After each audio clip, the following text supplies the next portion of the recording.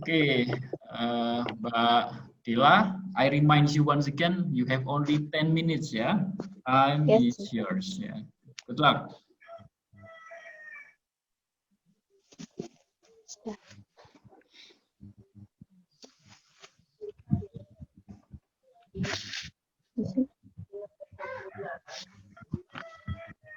Assalamualaikum warahmatullahi wabarakatuh. Waalaikumsalam warahmatullahi wabarakatuh. Honorable Mr. Wahyu Taufik, as the lecturer of cultural understanding subject, also all of the participants today and my beloved friends.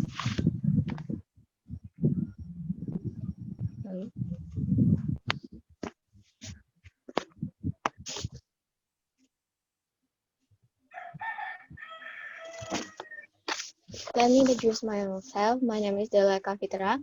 I'm a student of English education. I'm from University of Muhammadiyah Pringsewu. And today, I would like to present my materials about local food atau makanan khas Lampung. Jadi, nama saya Dela Kafitra. Saya berasal dari Universitas Muhammadiyah Pringsewu. Jadi, sebelum saya membagikan tentang beberapa makanan khas Lampung, mari kita melakukan intermezzo tentang comparison or differences between American food and Asian food. Let's get started.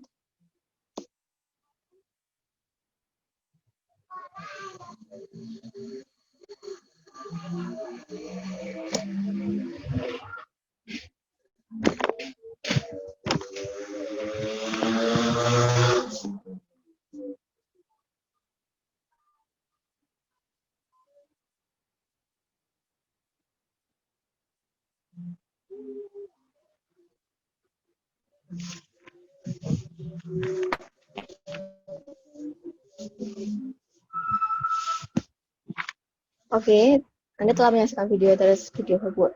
Jadi sekarang kita akan menyebutkan tentang perbandingan atau perbedaan antara American food versus Asian food. Yang pertama adalah tentu saja tentang rasanya.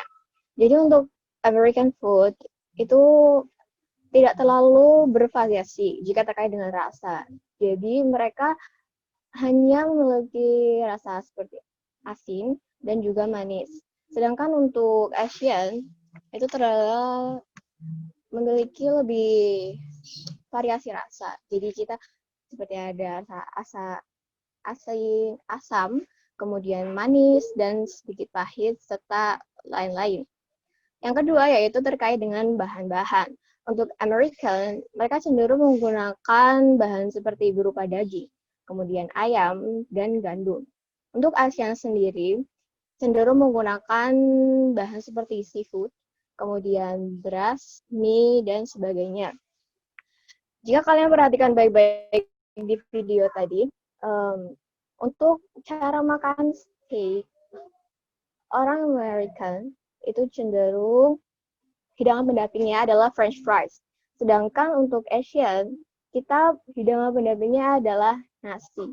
Bahkan ada perkataan belum bagi orang Asia itu belum benar-benar makan jika kita tidak makan nasi. Jadi apapun makanannya, entah itu daging atau olahan lainnya, rasanya kurang perfect jika tidak tanpa nasi. Seperti itu. Kemudian, kenapa disebut American itu banyak menggunakan daging ayam? Kita ketahui bahwa American itu sangat terkenal dengan makanannya seperti hamburger, hot dog, kemudian ada juga fried chicken. Bahkan mereknya pun mendia seperti KFC or McDonald's, and etc. Dan untuk seafood sendiri, kita sangat mengenal makanannya satu ini, sushi dari Jepang. Kemudian sup udang dari Thailand. Itulah kenapa kita sebut American itu cenderung menggunakan bahan-bahan seperti daging dan ayam. Sedangkan ASEAN cenderung menggunakan makanan laut. Untuk mie sendiri, di ASEAN terdapat beragam jenis mie.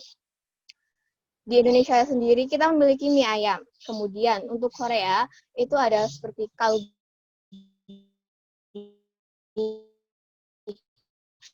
sumion, jadi ada pho. Dan di American kita ketahui hanya spaghetti tapi dengan topping yang berbeda-beda, seperti dengan campuran udang, kemudian dengan mushroom dan sebagainya. Nah, selanjutnya itu terkait dengan pencuci mulut. Di American, mereka biasanya menggunakan makanan pencuci mulut, yaitu berupa ice cream dan juga kue. Sedangkan untuk orang Asia, kita mengenal makanan pencuci mulut itu berupa buah-buahan segar. Dan konsumsi sayuran sendiri, untuk American, mereka mengkonsumsi sayuran hanya berupa dalam bentuk salad. Sedangkan di Asia, kita mengkonsumsi sayuran dalam bentuk yang berbeda, seperti ditumis, kemudian diolah sedemikian rupa, tidak hanya berupa dalam bentuk salad. Bahkan, salad untuk orang ASEAN itu, mereka menambahkan buah ke dalam saladnya. Hal ini tidak umum dalam pandangan American. Jadi itulah kira-kira comparison and differences between American food versus Asian food. Oke, selanjutnya kita mereview makanan khas dari beberapa provinsi di Indonesia.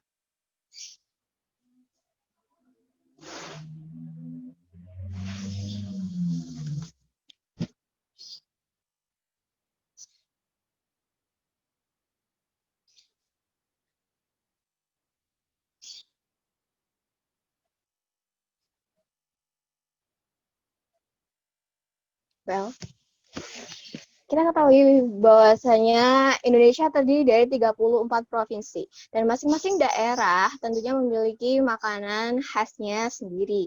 Jika dari video tadi kita melihat ada sekitar 5 makanan khas daerah. Yang pertama yaitu ada nasi liwet dari Jawa Tengah. Jadi bahan utama nasi liwet tentu saja nasi.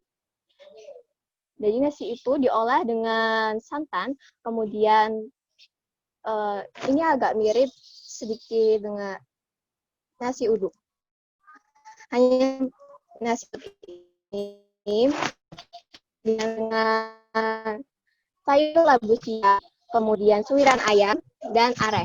Areh ini adalah olahan dari santan kelapa yang teksturnya itu dimasak kemudian lama-kelamaan seperti bubur. Lalu tadi juga ada rujak cingur dari Jawa Timur. Rujak cingur ini terbuat dari bahan utamanya itu mulut sapi. Jadi direbus, kemudian diiris-iris, lalu dihidangkan bersama dengan sayuran dan bumbu olahan dari kacang. Agak mirip dengan gado-gado, makanan khas dari Jakarta. Kemudian tadi juga ada gudeg dari Jogja. Nah, gudeg ini sangat mudah ditemukan di Jogja. Bahan utamanya tentu saja nangka muda diolah dengan santan. Di Lampung sendiri ada olahan dari gudeg. Hanya saja perbedaannya, gudeg Lampung itu lebih memiliki banyak kuah. Kemudian rasanya cenderung asin dan pedas. Sedangkan gudeg Jogja cenderung manis. Lalu tadi juga ada ayam betutu.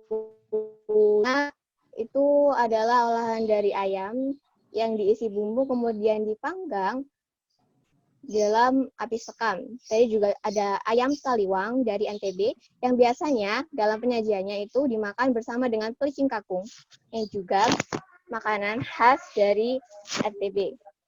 Nah, itu saja. Selanjutnya, saya akan berbagi tentang beberapa makanan khas Lampung. Hanya beberapa saja. Yang pertama, tempoyak. Jadi tempoyak ini adalah olahan sambal dari buah durian. Biasanya tempoyak ini dimakan bersama dengan ikan, entah itu ikan bakar atau ikan goreng. Kemudian tempoyak ini terbuat dari durian yang difermentasikan.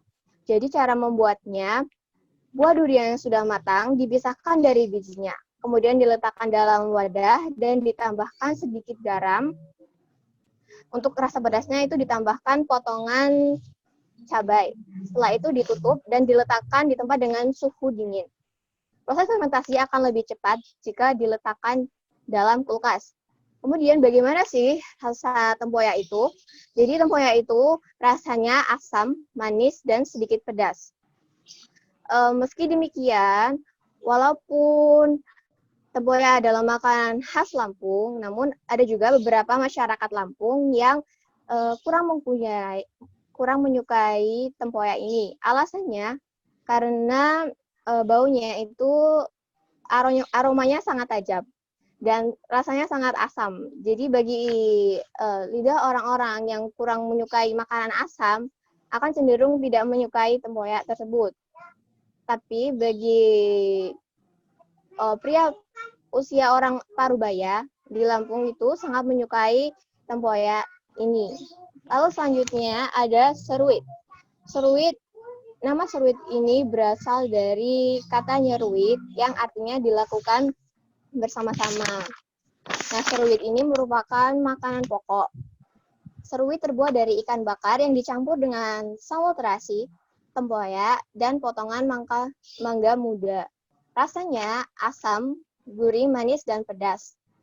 Seruit ini sering dihidangkan saat ada acara keluarga, pernikahan, dan acara adat. Untuk seruit ini ada 3 jenis penyajiannya. Yang di foto kita lihat ini, ikan bakar tersebut disuir, kemudian langsung dicampurkan dengan bumbunya. Nah, di sebelah kiri ini, ikan bakarnya dibiarkan tetap utuh, namun bumbunya langsung dicampurkan. Dan di sebelah kanan, itu ikan bakarnya dibuat terpisah dari sambalnya. Jadi cara makannya dengan cara dicocol. Selanjutnya ada engka. Engka adalah makanan tradisional Lampung yang juga populer di Palembang, Sumatera Selatan. Engka ini adalah camilan yang memiliki cita rasa manis dan teksturnya sangatlah lembut dan mudah lumer di mulut.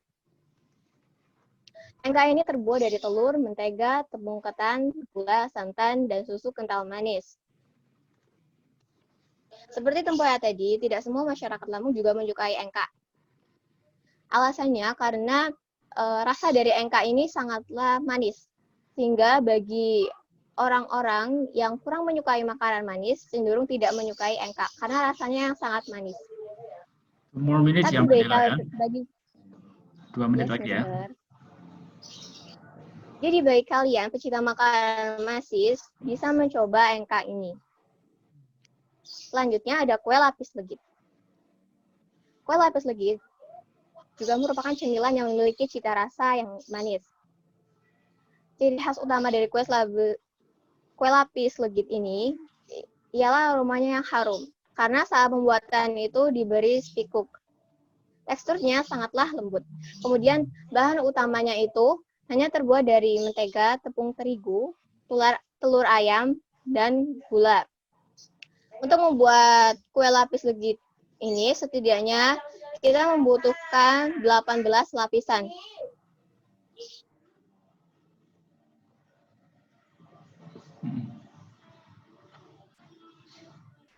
Maaf, Mister. Untuk membuat kue lapis legit ini, kita membutuhkan setidaknya 18 lapisan. Bagi yang membuat, haruslah memiliki kesabaran yang tinggi dan keterampilan, karena proses pembuatannya bisa dibilang cukup sulit. Dan kue lapis legit ini biasanya sering dibuatnya pada saat hari raya. Yaitu alasannya karena cara pembuatnya susah, sehingga tidak secara umum orang tidak sering membuatnya. Namun jika ingin mencicipi kue lapis legit, ada beberapa toko yang membuat kue lapis legit untuk dijual. Nah, itu saja makanan khas Lampung. Kemudian ada pertanyaan. nanti akan saya share. Jadi pertanyaan adalah sebagai berikut ini. Terima kasih, itu perhentas dari saya. Ya. Saya akhiri, wassalamualaikum warahmatullahi wabarakatuh. Waalaikumsalam warahmatullahi wabarakatuh. Thank you. Thank you a lot, Mbak Dila. It was a very delicious presentation. Yeah. There are two things that I'd like to come up with a kind of conclusion. The first, you speak about American and European food, ya. Mostly their food are instant and quick. Ya, kebanyakan makanan orang Eropa, orang Australia, orang Amerika itu makanan yang mereka suka kalau disajikan dengan cepat, ya. Makanya makanan semacam burger, kemudian sandwich itu makanan pokok dan semua orang melakukannya, murah, ya. Jadi makanan cepat saji, baik itu burger maupun apa namanya ayam itu, di sana itu termasuk makanan murah, ya, karena makanan itu cepat saji. Sekiranya makanan ini perlu disajikan dalam waktu lama, maka makanan itu akan masuk restoran yang lebih mahal, harganya juga jauh lebih mahal. Itu agak berbeda dengan di Indonesia, makanan franchise, ya, semacam burger dan ayam goreng yang di franchise dari luar negeri itu diperlakukan berbeda, dan di sini dianggap makanan orang menengah ke atas, ya. Begitu juga sebaliknya, makanan yang di luar dianggap mahal seperti soto, nasi goreng, kalau dijual di restoran di luar negeri itu mahal dan itu masuk restoran, ya. Kebalikannya kalau di sini murah, ya, bisa ditemukan di pinggir-pinggir jalan.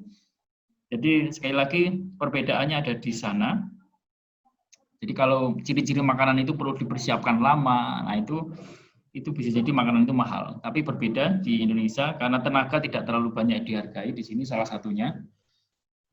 Jadi makanan semacam nasi goreng, soto dan semacamnya yang persiapannya perlu waktu lama dan kita bisa sambil nonton prosesnya, itu dihargai lebih murah daripada misalkan hamburger yang prosesnya itu lebih sederhana dan bisa jadi juga lebih murah, tapi dihargai lebih mahal. Yang kedua, tadi pertanyaan tadi saya perjelas, itu pertanyaan yang bagus sekali, bahwa makanan itu adalah salah satu simbol ketertarikan, kepahaman kita, menghargainya kita terhadap budaya orang lain, negara lain, tempat yang lain.